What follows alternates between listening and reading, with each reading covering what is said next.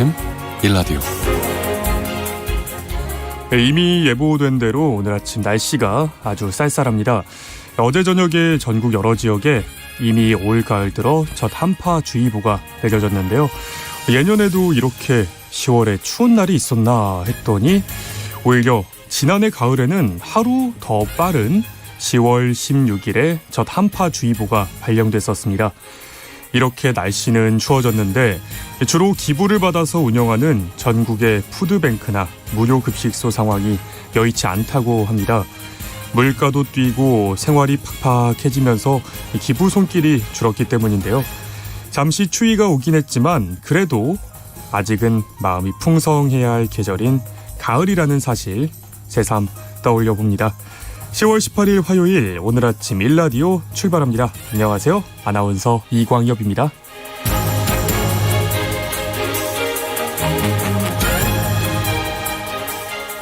네, 오늘 아침 일라디오는 오늘도 생방송으로 함께하겠습니다.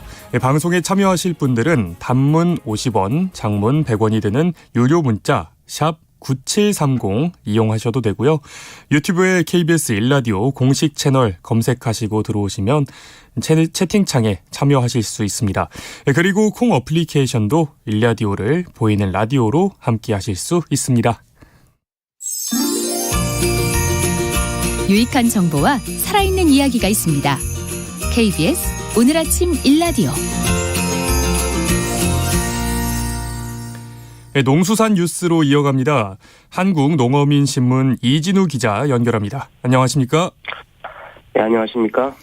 네, 자연재해로 인한 여가의 피해가 연평균 1,400억 원에 달한다고 하는데 양식수산물 재해보험 가입률은 오히려 매년 떨어지고 있다고 하네요. 그렇습니다. 이게 2017년부터 2021년까지 5년간 양식수산물 재해보험 가입률을 살펴보면요. 2017년에 42.1%에서 2021년 29.7%로 12.4%나 4%포인트나 이제 하락한 것으로 나타났습니다. 이건 국회 농림축산식품해양수산위원회 윤병준 의원이 해양수산부로부터 받은 자연재해로 인한 피해 어가 및 금액 현황 이 자료를 분석한 결과입니다. 네. 그렇다면 이렇게 가입률이 좀 더 저조해지는 이유 뭔가요? 이 자연재해로 인한 재해를 보상하는 방법은 보험에 가입하지 않을 경우에는 정부가 농어재해대책법에 따라서 이제 복구비 정도를 지원하는 것이 있고요. 또 양식수산물 재해보험이라는 보험 상품에 가입하도록 해서 피해를 보상하는 방법이 있습니다. 앞서 말씀드린 것처럼 농업재해대책법에 따라서 정부가 지원하는 거는 복구비 정도밖에 안 되기 때문에 양식수산재해보험에 가입해서 보다 실효적인 보상을 받도록 유도하고 있는 건데요. 그런데 이게 보험 가입 시점 그리고 지급되는 보험금이 좀 현실과 좀 동떨어진다. 이런 게 현장 어업인들의 이야기입니다. 네, 그렇다면 이 실질적인 보상이 좀 이루어지도록 정부가 보험료의 일부를 지원하는 게 양식수산물 재해보험인데 가입률을 높일 수 있도록 좀 더 실효적인 대책이 마련돼야 될 것 같은데요. 그렇습니다. 이게 태풍도 있고요. 고수온, 저수온 피해도 있습니다. 그리고 적조도 있고 산소가 부족한 물덩어리, 그러니까 빈산수 수계 같은 자연재해가 이제 빈번하게 지금 발생하고 있는 상황이기 때문에 어업인들로서는 양식수산물 재해보험에 가입을 하는 것이 보다 효과적으로 이제 자연재해에 대응하는 방법이다 이렇게 할 수 있겠는데요. 이에 따라서 정부의 지원을 늘리고 보상을 확대하는 방안이 마련돼야 한다는 게 윤병준 의원의 지적이었습니다. 네, 농작물 재해보험 이건 뭔가요? 농작물 재해보험은 농업 쪽에 이제 그 농산물 쪽에 이제 재해가 발생했을 때 이제 보험으로 보상하는 건데요. 이 농작물 재해보험은 이제 양식수산물 재해보험하고 상황이 조금 다릅니다. 네. 농해수위 이원택 의원에 따르면은 농작물 재해보험은 지난해 기준으로 49.5% 정도의 가입률을 나타냈습니다. 양식 재해보험에 비하면은 이 가입률이 상당히 높은 건데요. 그럼에도 불구하고 현장에서는 재해보험에 가입하려 해도 할 수 없다 이런 주장이 많습니다. 이유가 주요 농작물이 아닐 경우에는 농작물 재해보험 가입 대상 이 품목이 되지 못하고 있기 때문입니다. 그렇다면 어떤 품목들이 좀 대표적인가요? 그 저희가 많이 먹는 것들이죠. 뭐 수박이나 양상추, 봄배추, 뭐 시설 봉관자 등 같은 게 이제 대표적이라고 할 수 있겠는데요. 앞서 말씀드린 것처럼 많이 먹고 접하는 농산물이긴 하지만은 그럼에도 불구하고 시장 규모가 적어서 보험 상품을 만들기 어렵다는 게 보험 대상 품목의 이름을 지금 올리지 못하고 있는 이유입니다.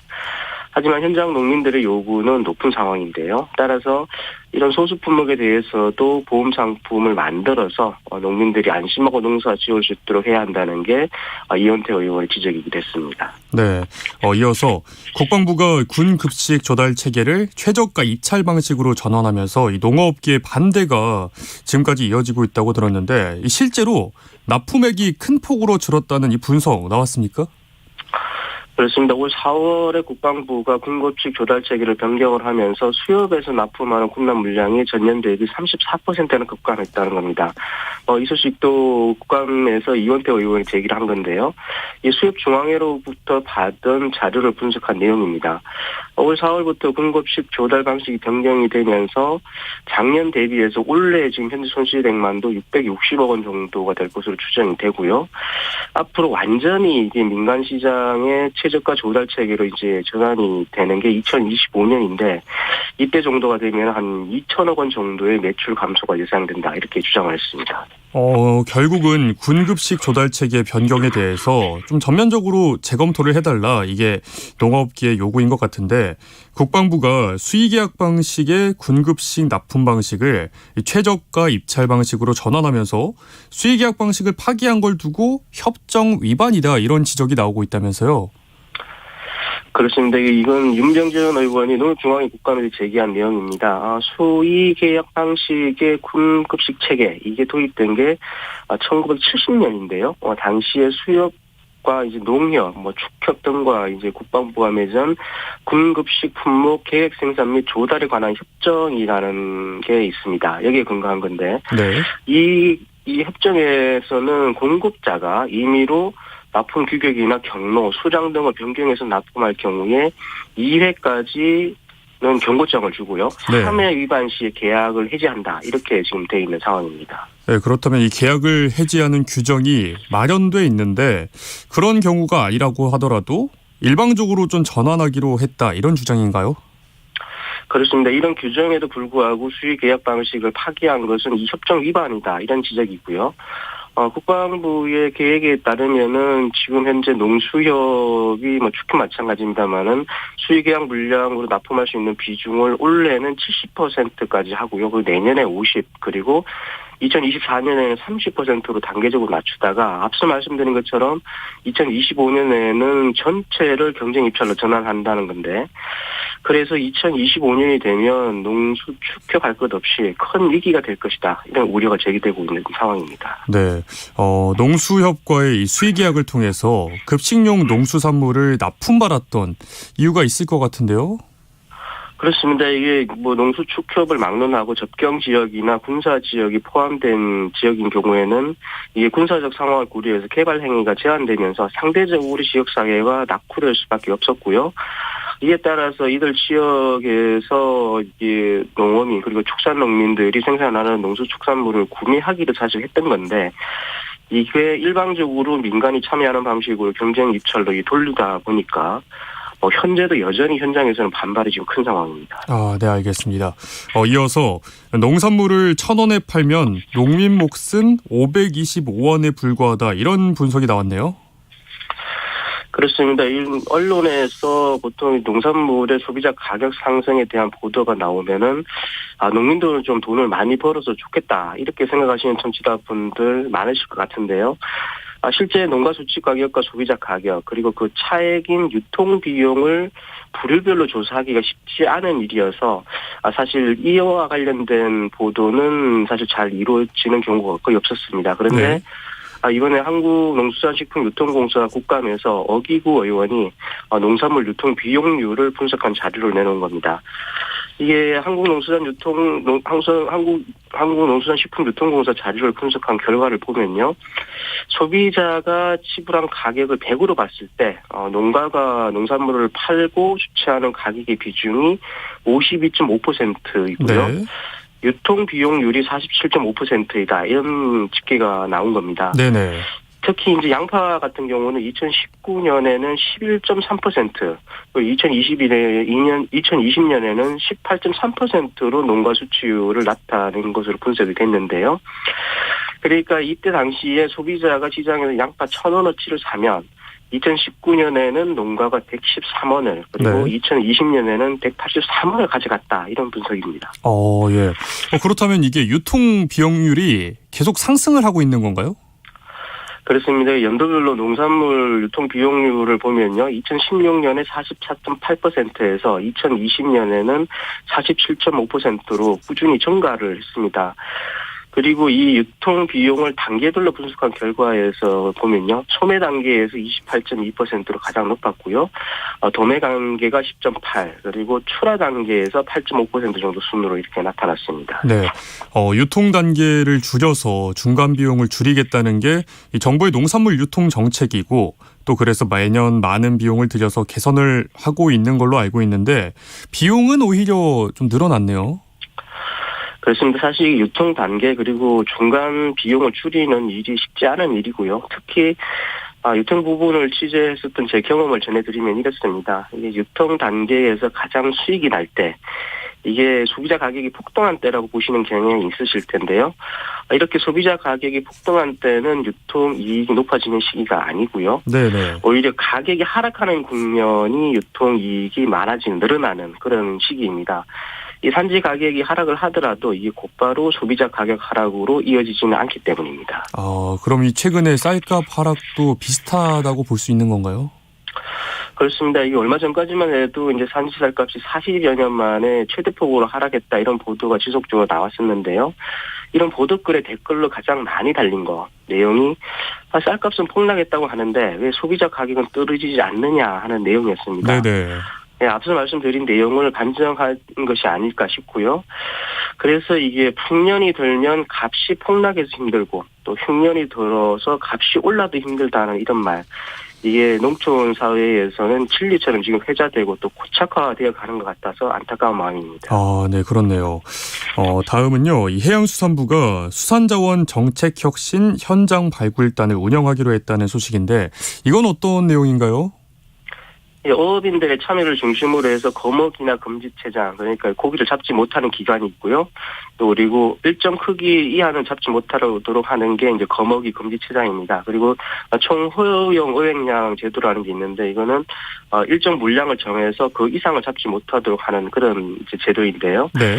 이렇게 이제 수산자원 관리와 관련된 정부 정책을 개선하기 위한 겁니다. 그간 어업인들은 정부의 수산자원 관리 정책이 이제 TAC 제도를 비롯해서 총호용 어획량 제도입니다. 이것뿐만 아니라 거먹이나 금지체장 등과 같이 이게 여러 개가 함께 운영이 되면서 이 과도하게 어업 행위를 규제하고 있다 이렇게 주장을 해왔습니다. 네네. 그래서 현장 발굴단은 이날 27일부터 이제 전국을 권역별로 5개로 나눠가지고 총 5번의 토론회를 거치고요. 그래서 이 과정에서 현장 의견을 수정한 뒤에 이것을 모아서 12월 초에 다시 국회에서 최종 보고대회를 하기로 했는데요. 모쪼록 현장 어업인들이 느끼는 규제가 어떤 것들인지 좀 잘 파악을 해서 자원 관리에 영향을 크게 미치지 않는 선에서 좋은 개선책이 나오기를 기대해 봅니다. 네네. 네, 오늘 소식 감사합니다. 네, 농수산뉴스 감사합니다. 지금까지 한국농어민신문 이진우 기자였습니다.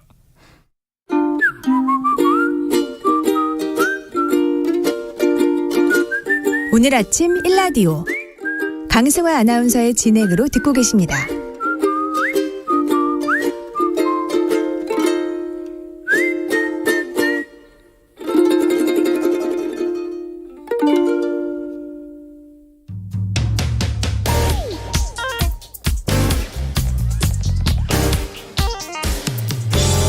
오늘 아침 뉴스 브리핑. 네, 뉴스 브리핑 정상근 기자 연결하겠습니다. 안녕하세요. 네, 안녕하십니까. 네, 주말부터 시작된 이 카카오 서비스 중단의 영향이 어제까지도 이어졌다고요? 네, 이 거의 대부분의 국민들이 애용해서 이 국민 메신저로 불리는 카카오톡이 멈추면서 우리 일상도 큰 불편을 겪고 있는데요. 네. 어제는 이 데이터 센터 화재가 발생한 지 이틀이나 지난 날이었음에도 불구하고 그 여파가 계속 이어졌습니다. 이 카카오톡 문자와 이 사진 송수신 등 이 주요 서비스들은 복구가 됐지만 이 자영업자들이 많이 이용하는 카카오 비즈니스 서비스인 톡 채널 그리고 파일 보관 서비스인 톡 서랍은 지금 언제 복구될지 알 수 없는 상황이고요. 네. 다음 카카오 메일 역시 수신과 발신은 물론 접속이 잘 되지 않아서 이 업무 차질을 빚은 곳이 많았었습니다. 카카오 측은 데이터 손실은 전혀 없다면서 복구가 완료되면 저장된 정보는 그대로 쓸 수 있다라고 밝혔습니다만 언제쯤 복구가 완료될지는 정확히 알 수 없다라는 입장입니다. 한편 이 합동 감시를 벌인 결과 현재까지는 배터리 1개에서 화재가 시작된 것으로 보이는데요. 당국은 해당 부품을 수거해서 분석 중에 있습니다. 네. 제 주변에서도 뭐 기프티콘을 사용하지 못해서 좀 힘들었다 이런 분들도 있었는데 카카오가 공식적으로 이 피해 접수를 받기로 했습니까? 네. 카카오는 보상대책위원회를 만들고 이번 주 안에 피해 신고 채널을 만들어서 정확한 피해 규모부터 파악하겠다라고 밝혔습니다. 또한 카카오 웹툰과 웹소설, 음원 서비스 등 유료 서비스 이용 고객들에게는 업체별로 이용권을 이 최장 나흘 더 연장해 주기로 했습니다. 이 한편에서는 소상공인연합회도 별도로 카카오 피해 접수센터를 설치하겠다라고 밝혔고요. 네. 4개 택시단체도 집단 대응을 예고했습니다. 하지만 이 실제 배상이 이뤄지기까지는 시간이 오래 걸릴 것으로 예상이 되는데요.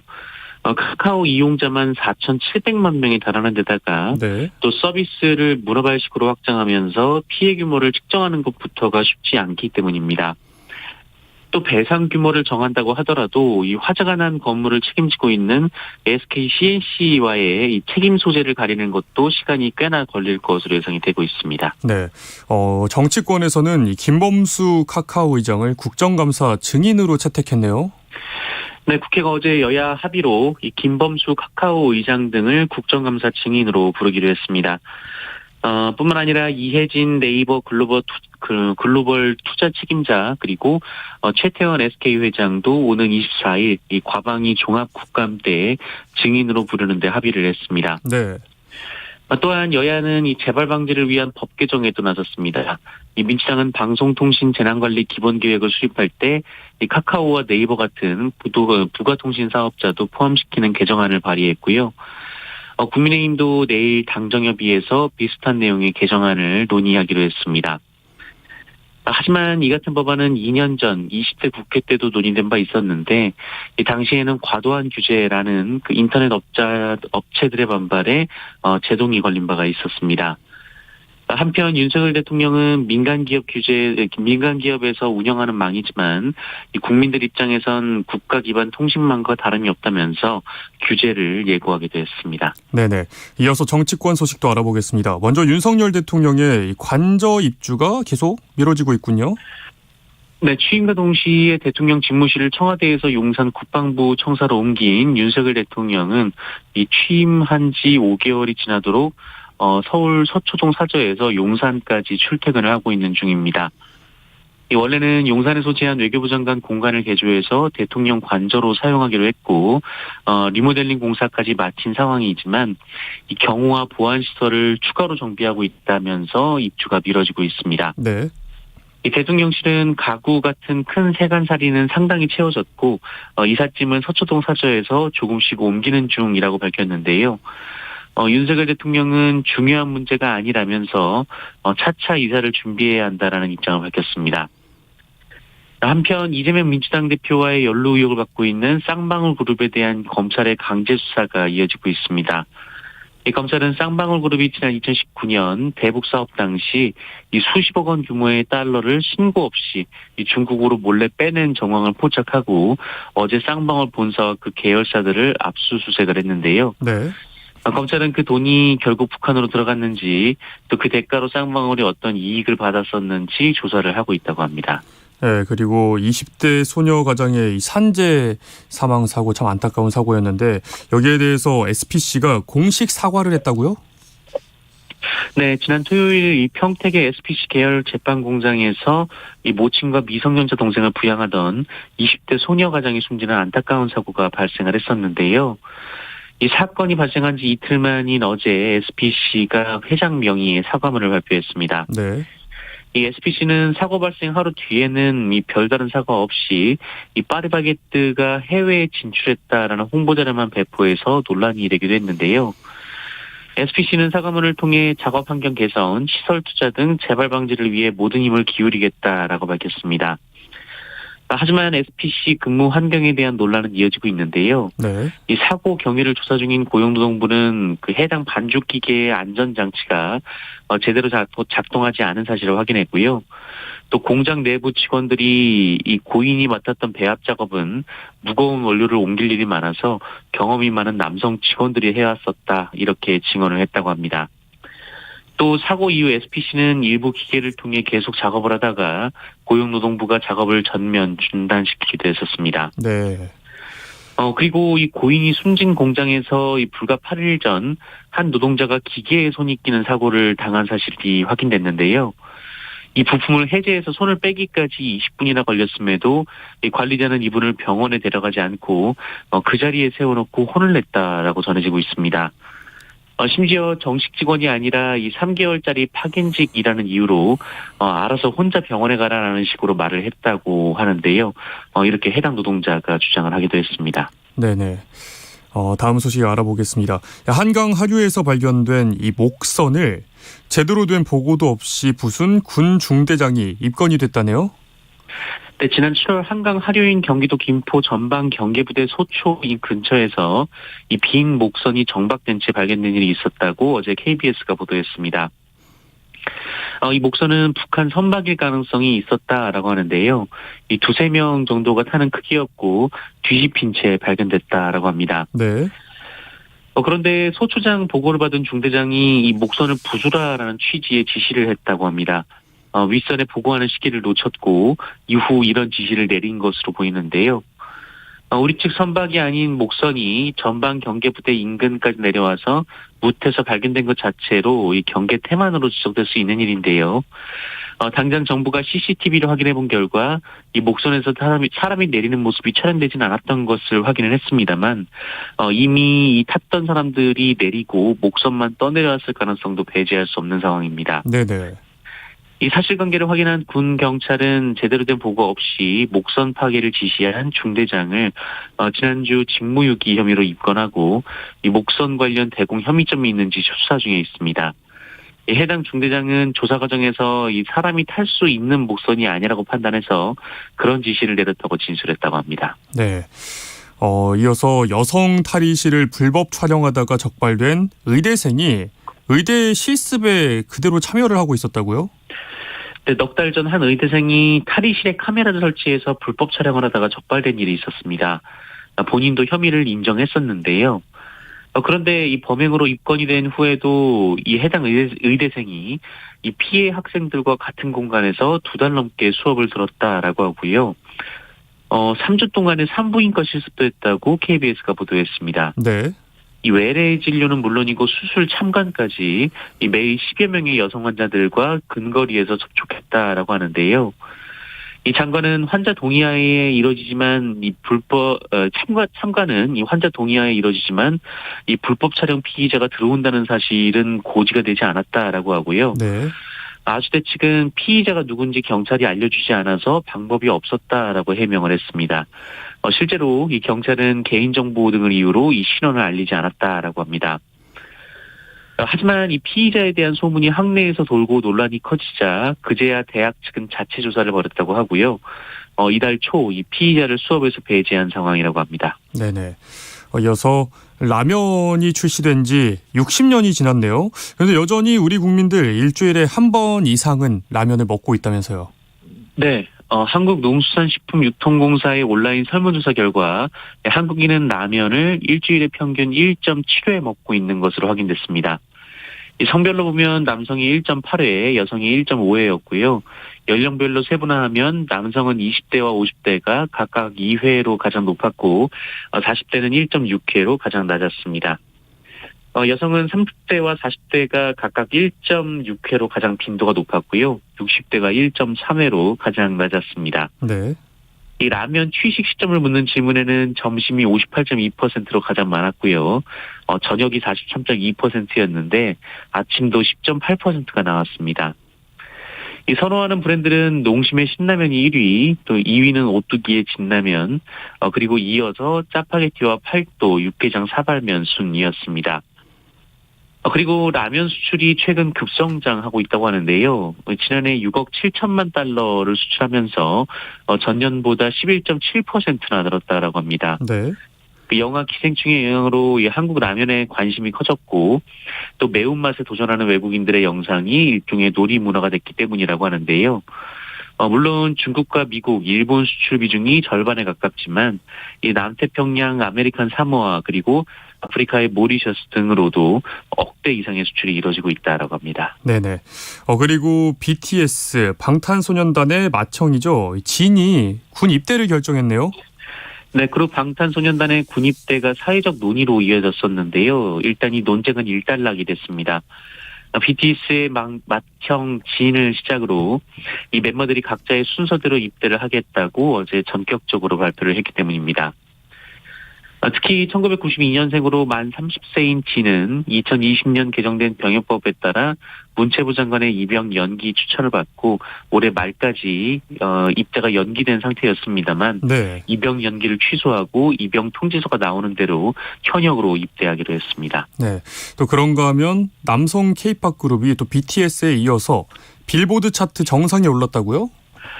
네, 8인조 남성 K-팝 그룹 이 스트레이키즈가 빌보드에서 2번 연속이나 정상에 올랐습니다. 미국 빌보드는 현지 시간으로 16일 이 스트레이키즈가 지난 7일 발매한 미니 7집 이 맥시던트로 메인 앨범 차트인 빌보드 200 1위에 올랐다라고 밝혔는데요. 네. 이 지난 3월 발매한 이 미니 6집 그 오디너리도 처음 정상에 오른 지 7개월 만이고요.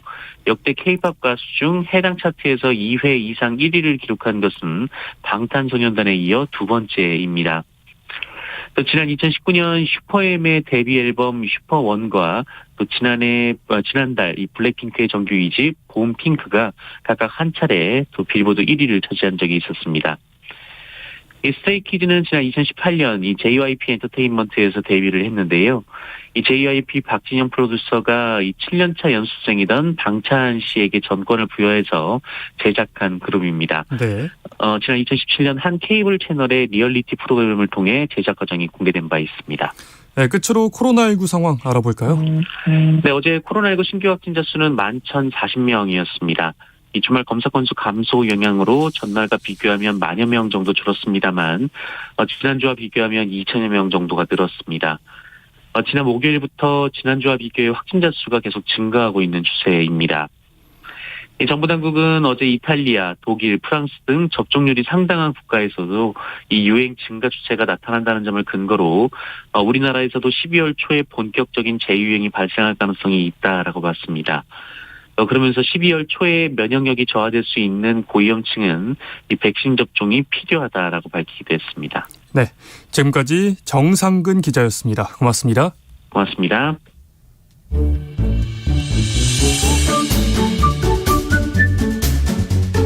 아침을 여는 기분 좋은 습관.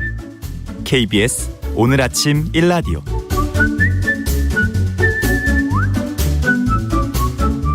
네, 도시 농부들의 텃밭 가이드 수원 씨앗 도서관 박영재 관장과 함께합니다. 관장님 안녕하세요. 네, 안녕하세요.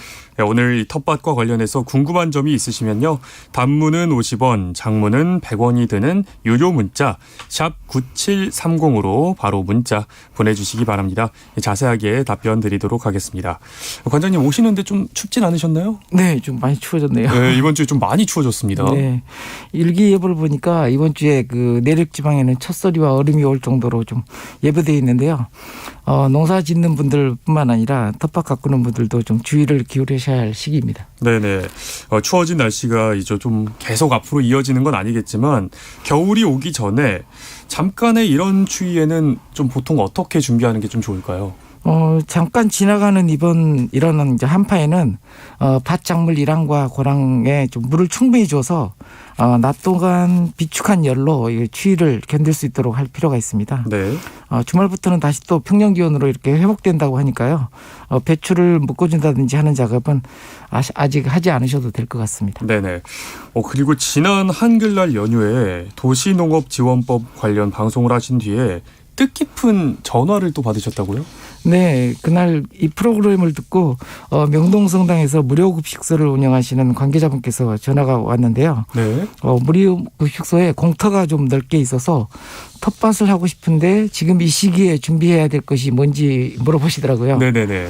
네, 일단은 전화상으로는 텃밭으로 활용하기 위해서 당장 하실 수 있는 몇 가지를 말씀드렸는데요.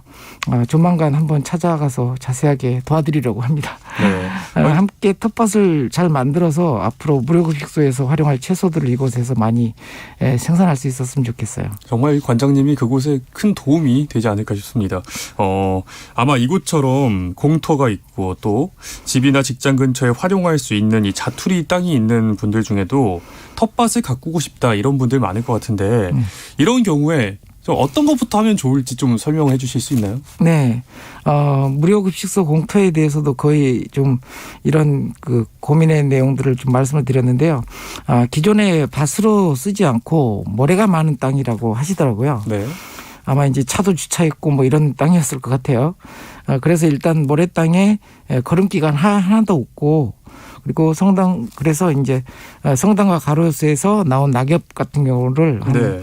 20cm 정도 되도록 좀 두툼하게 덮어두고 이제 봄에 퇴비와 함께 갈아줘서 밭을 만들면 좋겠다고 했습니다. 네네. 그렇긴 하지만 이제 토양 검정이라든지 뭐 이런 것들도 좀 해야 돼서 이곳과 비슷한 환경의 공터를 텃밭으로 만들고 싶은 분들은 좀 이렇게 미리 좀 해놓으시고 겨울 동안에는 토양에 대한 샘플을 채취를 해서 이렇게 검사를 좀 한번 맡아보시는 게 좋을 것 같습니다. 하고 싶다고 해서 바로 할 수 있는 건 아니고 또 준비 과정이 필요하겠네요. 네. 네. 또 이 방송을 듣고 관장님 농사 짓는 밭을 직접 방문하시는 분들이 계시다고요? 네.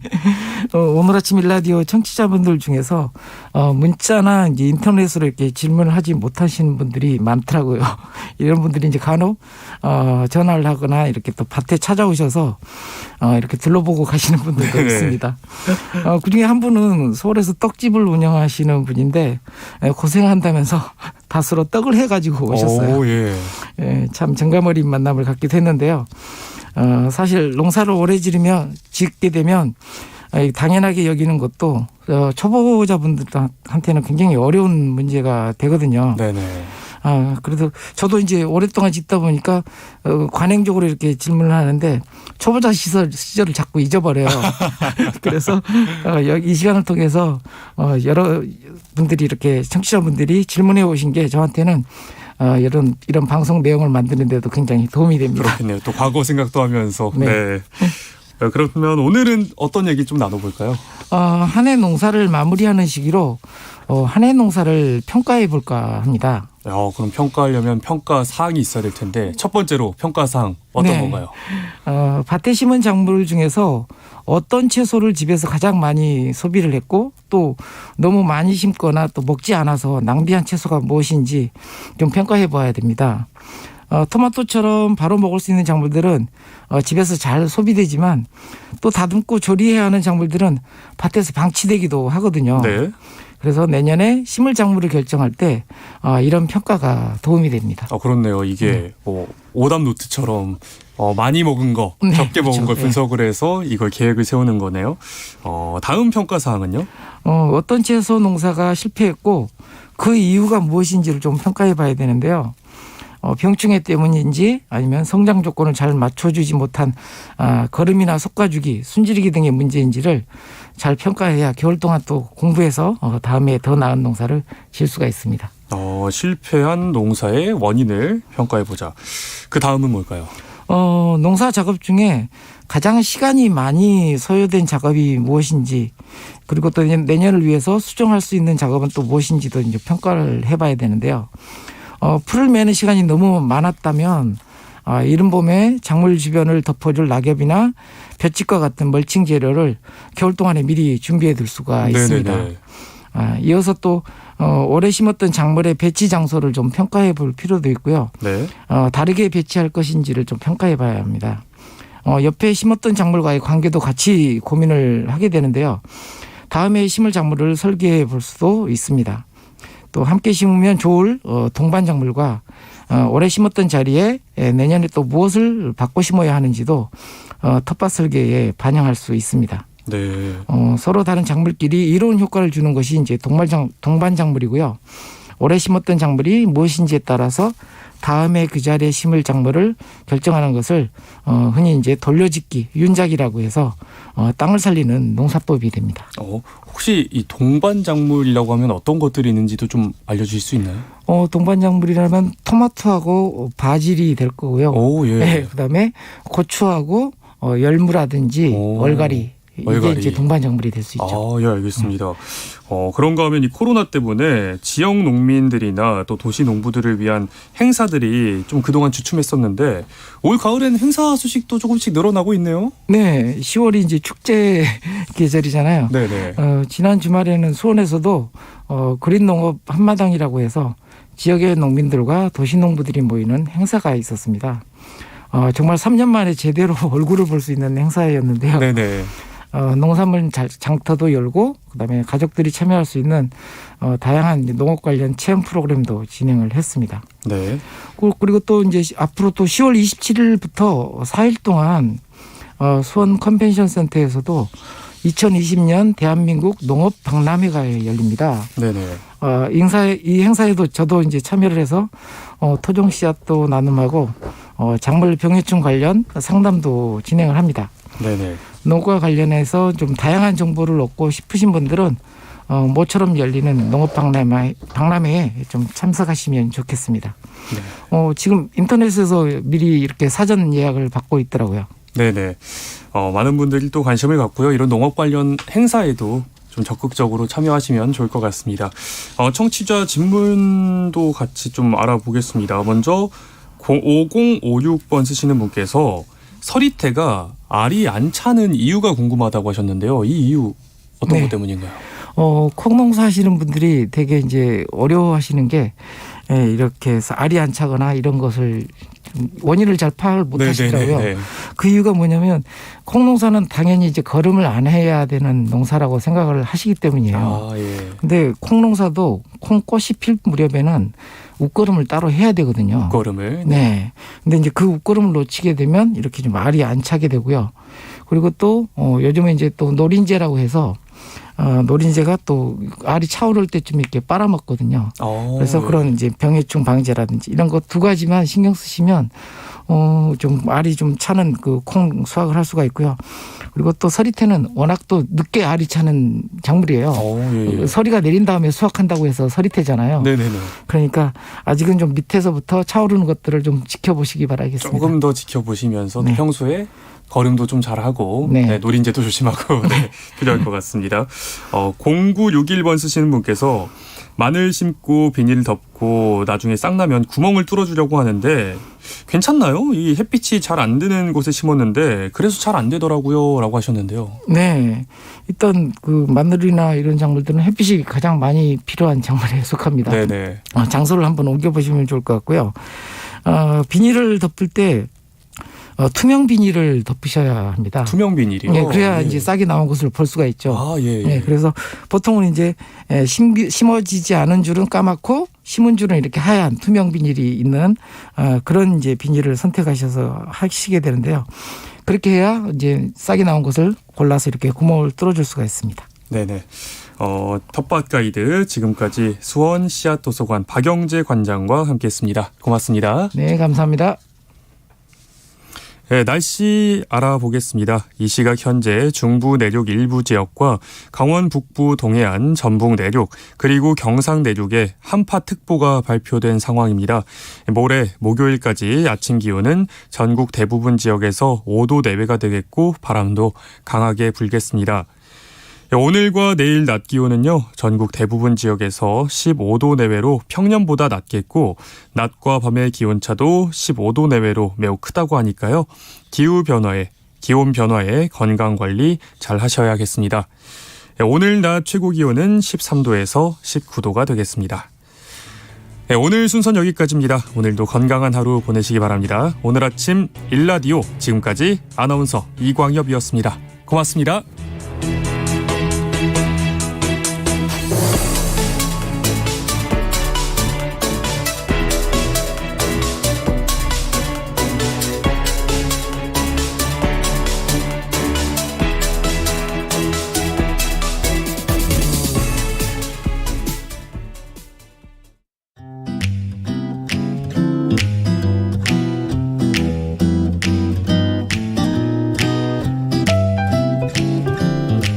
안녕하세요. 바른말 고운말입니다. 우리말 속담에 구름이 자주 끼면 비가 온다가 있습니다.